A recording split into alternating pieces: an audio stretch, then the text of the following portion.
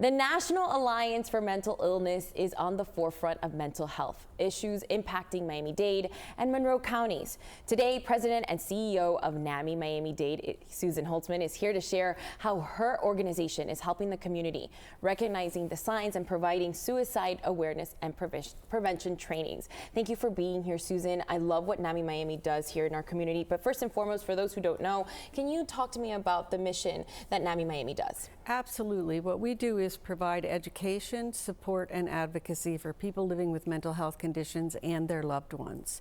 And we are peer-oriented, just like the heroes that we were talking about earlier. So everyone who works at or volunteers at NAMI has some kind of connection to mental illness and mental health. Yes, and I love that you guys do programs and events. You guys are creating a community here in Miami-Dade. Talk to me more about that. Very much so. So we have educational programming. We provide suicide awareness and prevention programming. It's called QPR, Question, Persuade, Respond, and that helps people to recognize, as the doctor was saying earlier, what are the signs and what do you do? And we will go out to the community and give that training to anyone who wants it. We'll go to your school, your church, your business. We also have it free online at namimiami.org, so you can sign up for that. And then we do educational programming in the schools. We have something called Ending the Silence for Youth, where we teach young people, middle age and higher, to understand the difference, say, between sadness and depression. You know, what is mental illness? What is a threat to your mental health? How do you talk about it? How do you get help?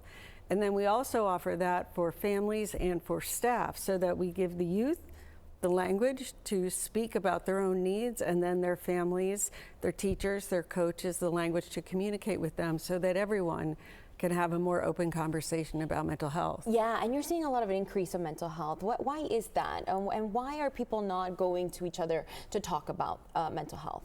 Well, there is a lot of stigma, I think, in every single community. A lot of that, too, we're seeing is generational. Young people are more interested in talking about it than the older generations are.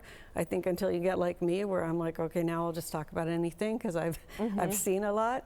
So that's part of it. And then giving them the opportunity to say things out loud that maybe they didn't want to. So we have support groups for people who live with mental health conditions, so they can talk openly to each other about that shared experience. And we have support groups for family members, so they also can say, not only it's been difficult dealing with my family member, but you know, how do you do it? Where do you go? So you can build that network of people to talk to. Yeah, and talking about networking, right? You guys offer events, obviously, you know, you guys have a film festival, obviously opening the conversation between each other for those who need it. Tell me the importance of that.